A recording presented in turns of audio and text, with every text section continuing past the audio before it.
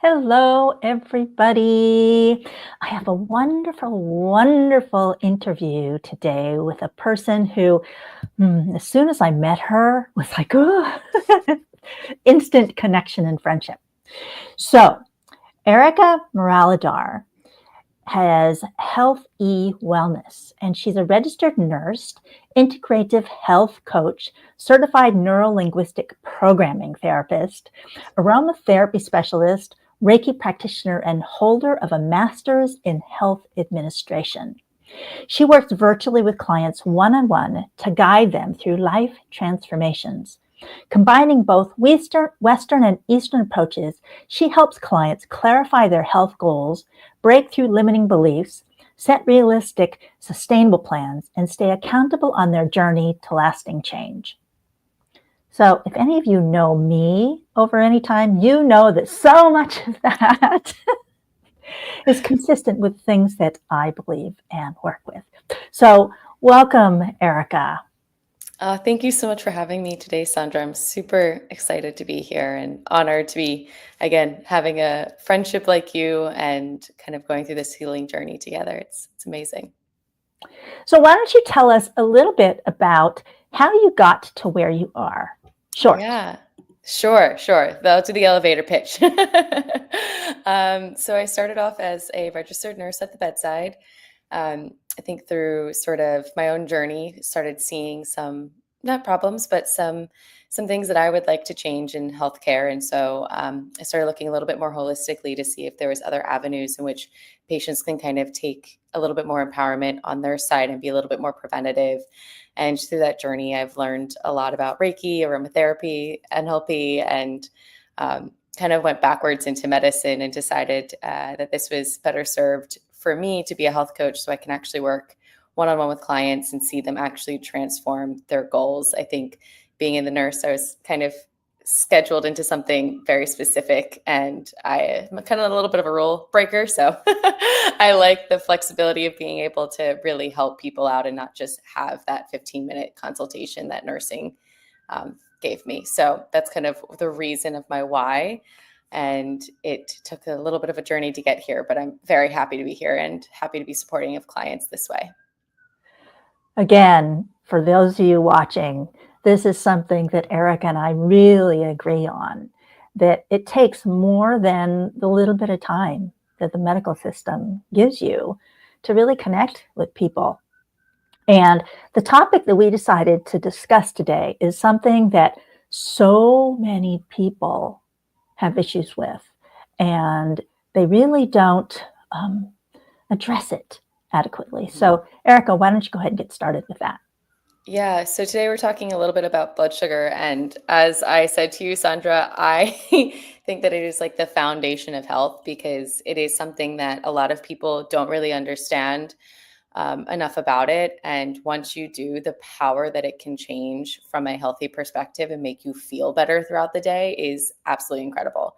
And a lot of it is simple things. And I think that's the part that I love about it is that it's not this concept that is very challenging to understand. It's just that we don't get taught it because there's not someone to sit there and teach it. So I'm really excited to kind of jump into it. And I think when people think about blood sugar, they usually think about diabetics or someone who's struggling with high glucose. And to be honest with you, that is only a subset of individuals and clients. Most people actually don't balance their blood sugar. And you can tell very easily if you are someone who gets that afternoon crash or has a craving about 2 hours after eating, that usually indicates that you actually are not balancing your blood sugar as well as you could. And blood sugar is essentially glucose. And if we look at glucose is our energy system for our body. So our body needs this energy. It's just trying to maintain a consistent energy instead of a spike. And for those of you who don't know a lot about this, I can quickly just explain how this works mechanically in the body.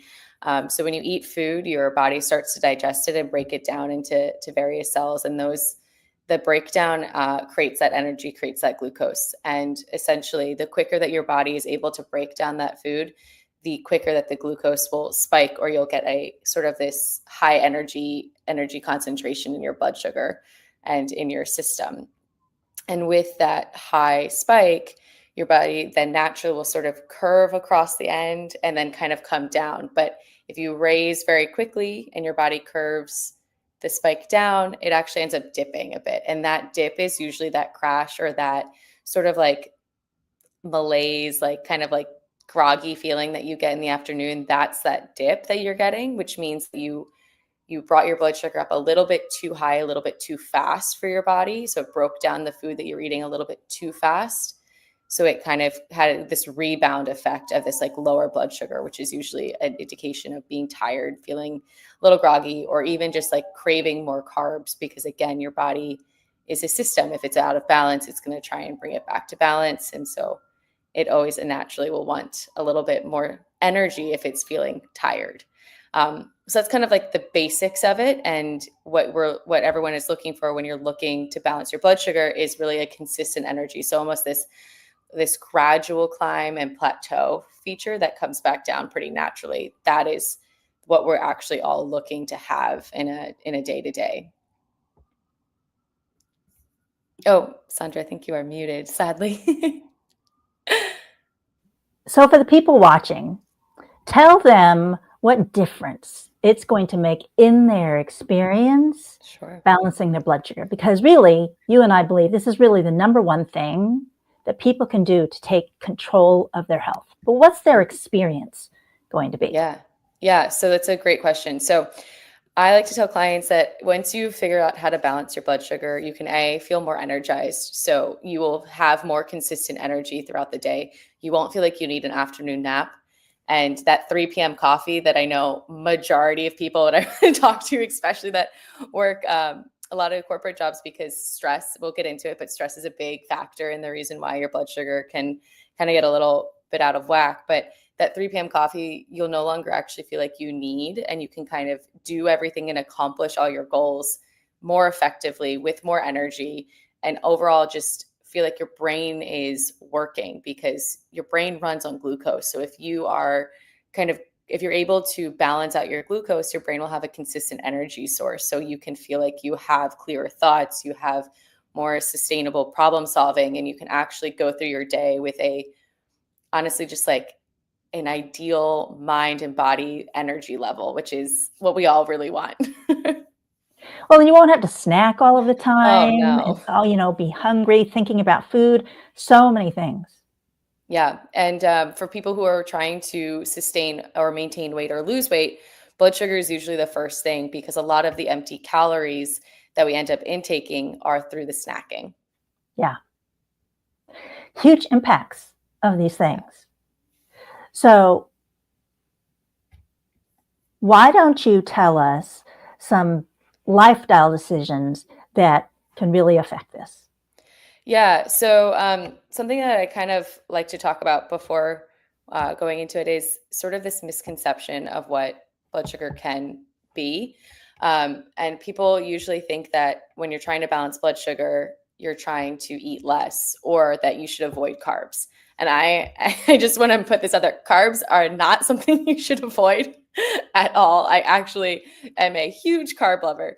And the reason is that I think the misconception is that carbs are all created equal, and they're not. Because if you think about vegetables and you think about these like fibrous intakes we have, like the fruits and vegetables that have a ton of fiber in them, those are just super important for balancing blood sugar, and they are carbs. So it's not that all carbs are created equal or created the enemy, but each carb has a different sort of effect on our glucose level. And so that's the first thing I want to talk about before I got to get into these lifestyle changes, because it's something like that people really need to understand. So when we think about balancing blood sugar, the thing that I always say is you're trying to slow your body's digestive system. So going back to what I was saying in the beginning, the faster that your body is able to digest food, the quicker that you're going to have an increase in glucose, because it's eating up that food really fast. So the amount that you can slow almost the digestion down is really the root of what we're trying to do when we're balancing blood sugar.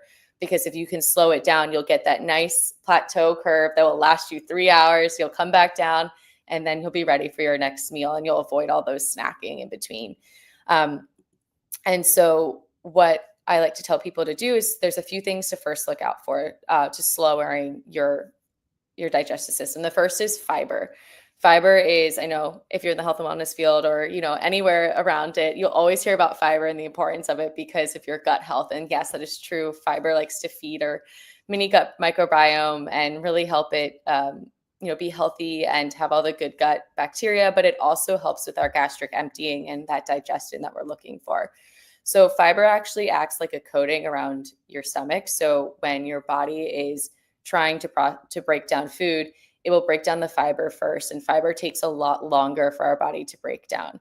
So in the order of sort of priority, our body will start with the fiber, then move to, protein, fats, and then carbohydrates last, because that is the quickest energy source. So it will kind of do the hardest ones first and then go to the easiest ones. And when your body is doing that, it's slowing down the digestive system, because fiber, protein, and fat take longer for your body to almost eat and for it to create this energy source. So it's slowing down that gastric emptying. And that's really what we want to do. So things that can affect it are things like exercise, things like stress and cortisol and sleep. And those are sort of the big buckets that I talk to clients about. And the reason being is, going back to sort of what we were saying, is the corporate world, where sometimes, or, just work in general, where people have that fight or flight. The problem with modern society is, regardless of what the trigger is, if you're putting your body into a fight or flight, high cortisol level, it doesn't know that it's just an email that maybe upset you, or just a meeting that maybe upset you, or, your kids did something that you're like, oh my gosh, that's not what I wanted to happen. Your body doesn't know. All it knows is that you are going into a fight or flight and stress mode because your cortisol is ramping up. When our cortisol ramps, it leads to something called insulin resistance, which means that essentially when your body, going back to the concept of eating, so when your body is breaking down this glucose, your body naturally is going to it's going to release insulin, and insulin is located in your pancreas. When it releases insulin's job essentially is to move the glucose, that energy source from your blood, now that it's in there after digestion, and pull it into cells. That's all it does. It just creates, it kind of encapsulates the glucose and brings it into cells. And the reason being is that it doesn't want that high blood sugar spike. So it's actually doing what the body's naturally supposed to be doing. It's removing some glucose from your bloodstream and pulling it into cells. But when you have high cortisol, what ends up happening is that it actually, because you're creating this fight and flight mode, your body is signaling, hey, we need more energy. Actually, we are going to be attacked now. We need to have more energy in our system. And so even if you just ate a meal, if you're going into that stress hormone, your body will signal, we need more, we need more, we need more. So it has your liver actually release glucose into your system. So picture this, you just ate your meal, right? Your body's eating its food up. It's having a little bit of a little graze of an increased glucose level, because you're eating food to give it energy. And then you get an email that you're like, oh my gosh, that's not what I wanted. I'm now stressed out. Someone told me that I had this project due that I didn't realize it was due today. And now I'm feeling very tense and overwhelmed.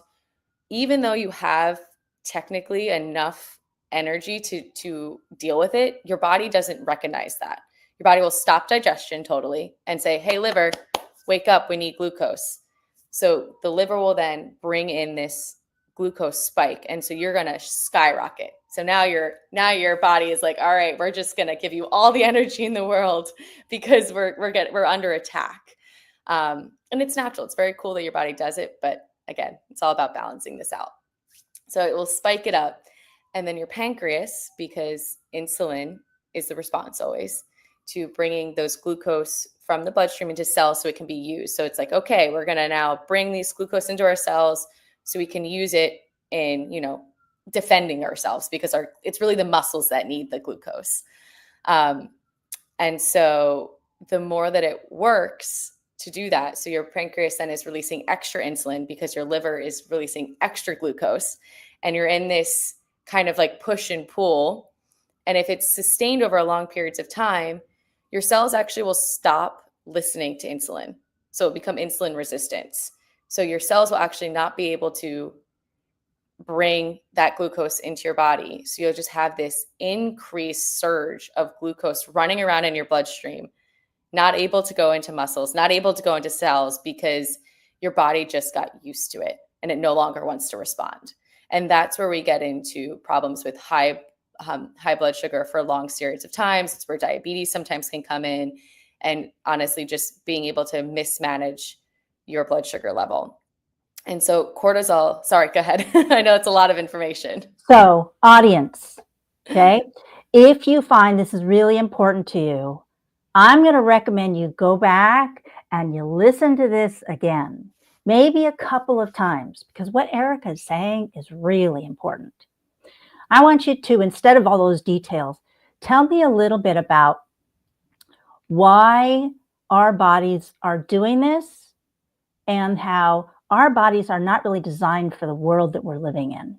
Yeah. Which is why we have this mismatch. Yeah.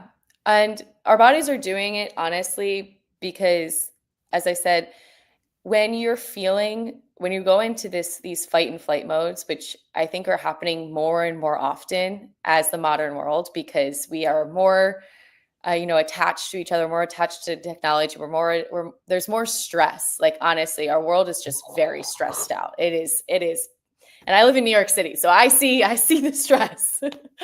The more you have this sort of fight and flight, and as I said, your body this is natural. So if we think way, way back, the reason why your body is doing this is because usually when you have this cortisol fight and flight, it's because a bear or an attacker is coming into your village, or real there's danger. Like real life danger. Your life is in danger. And so when that happens, your body, it needs energy to get you out of that situation. It needs to provide your muscles with the support, your lungs, your brain, and your heart to get you away from danger and to get you into a safer spot. And when it does that, it diverts. So your body is all about trying to protect itself. And this is a protective mechanism that it naturally will do. So instead of digestion is like a luxury when you get into fight and flight, it's a luxury to have. I know that sounds crazy, but it's a luxury because if you're looking at something facing danger and digestion, it's fine. We can digest it later. But it's like we'll do this later. Like if you're not going to be alive an hour from now, it doesn't matter. It doesn't matter if you've digested your food. Exactly. So it's like, you know what? We're gonna pause on that one, and it's naturally going to divert it. And so the hard part now is that we are still responding to these triggers the same way we would if it's a life or death situation.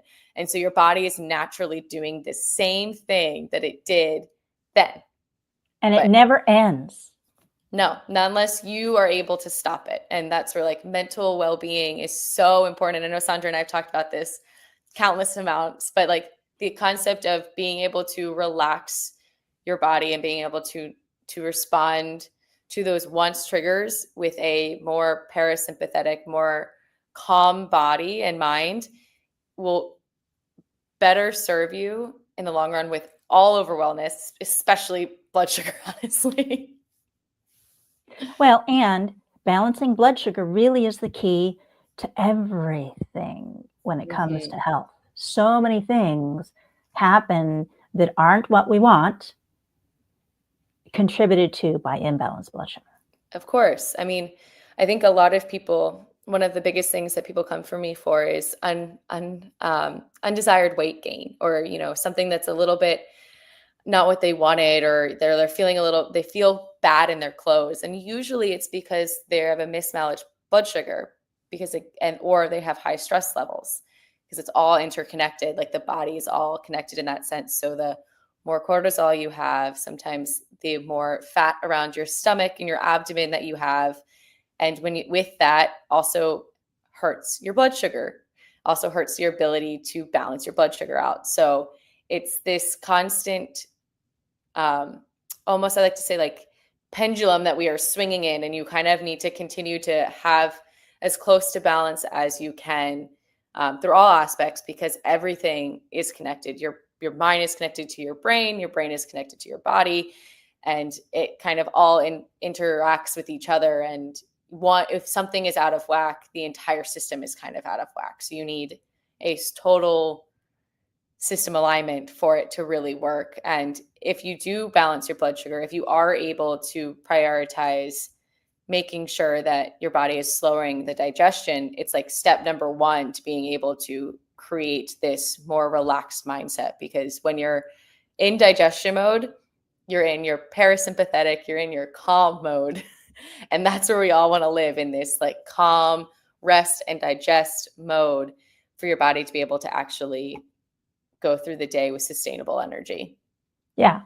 And let's, just mention like a list of consequences. If you don't, it's not just diabetes, it's also heart disease and, dementia and autoimmune conditions and cancer, all of these things that we all want to avoid.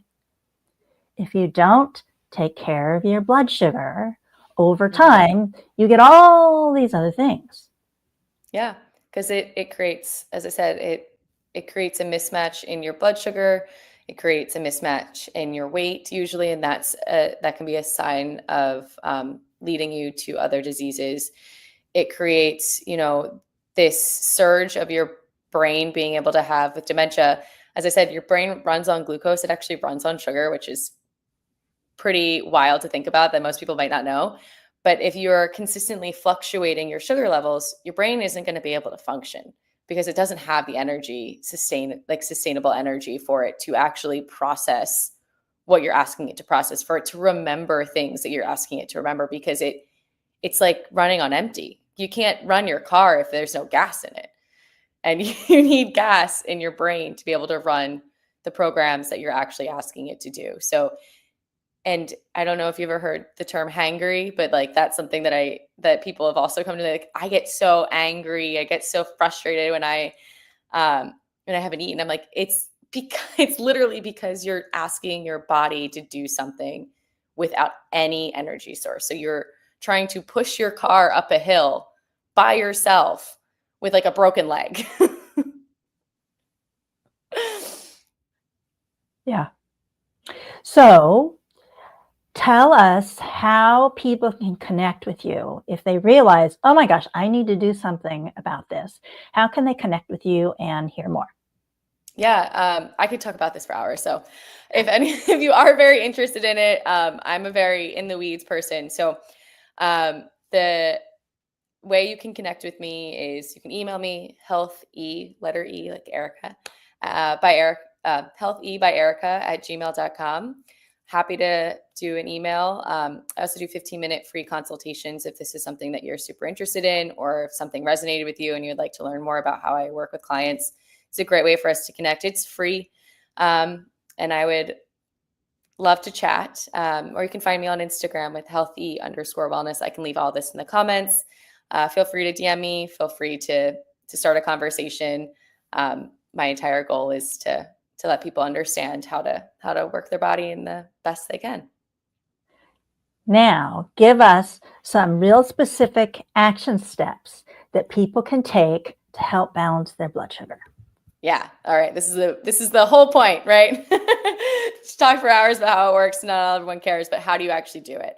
And there are a few simple steps that I think that everyone could probably take honestly today, and it will help. The first one, as I said, fiber. When I think of meals, I think of this concept of big food groups, right? We've got the protein, carbs, and fats, and fiber. Those are like my main four that I focus on. When you eat a meal, any meal, snack, breakfast, lunch, dinner, whatever it is, dessert, I want you to start to first think about what you're actually eating. So if you have a fiber on your plate, fiber is fruits and vegetables. Great. That's step one. Make sure there's some sort of fiber. Step two is to make sure there's some sort of protein or fat. So if you are like protein could be, plant protein, animal protein, whatever it is that your diet allows you, make sure that there's some concept of that, or nuts. The next thing is some sort of good fat. So that's good oils, good nuts, good seeds. That is another priority. And then the last thing you should think about is a simple carb. So simple carbs could be anywhere from, rice to bread to I'm trying to think off the top of my head. I don't know why I'm blanking, but anything that is like a very easy digestible carb for your body, that should be the last thing that you consider. So when you're looking at a plate, if you are going to eat a carbohydrate, if you're going to eat a piece of bread, like toast in the morning, people love toast in the morning. That's great. Have your toast. But I would encourage you to put some sort of peanut butter, some sort of protein, some sort of egg, yogurt, whatever it is on that toast, because the addition of protein and fat and fiber to your carbohydrate will create this slowing gastric emptying, create this slowing of your body's digestive system. And that's all we want. So I always say you need to buddy up your carb. Make sure it has a friend alongside of it to really help it sort of slow down. And essentially it's just creating a weight on your system to slow down. You won't have to eat so soon. No, you won't. You will be fuller for much longer. You'll have more sustainable energy. You will feel better, and you'll honestly be able to perform at what you're desiring to do. Because most people, when they want that carb, or they're craving something, it's because your body is literally saying, I need more energy. And so if you give it more energy on the front end, you'll be able to sustain it throughout the entire day more smoothly. And the rule of thumb I always tell patients or clients is, if that first meal that you have can have 30 grams of protein, I know that sounds like a lot. It's really not when you break it down. But if you could try and get close to 30 grams of protein, that's like, I think, a cup and a half of Greek yogurt. That is the best way to start your day, is making sure you have enough protein, because that will give you the foundation for the rest of the day. So that's the easiest thing to think about, is making sure that you have enough protein to start. And anytime that you eat a meal, making sure that you're incorporating, especially if you're craving a carb, like a pastry or, a really yummy piece of chocolate, that's fine. Listen, I do it too. It's all okay. Just make sure you're eating something else with it. Make sure you're eating a fat or a protein with it, and that will give or a fiber, and that will give your body the ability to actually absorb that energy and make it sustainable throughout the rest of the day. Thank you, Erika. It's been wonderful, educational. So all of you, if you found this valuable, I really do encourage you to watch this again, because Erika dropped tons of information that can help you understand why these things matter. Thank you very much. Thank you so much for having me, Sandra. The information that she gave us will be in the comments.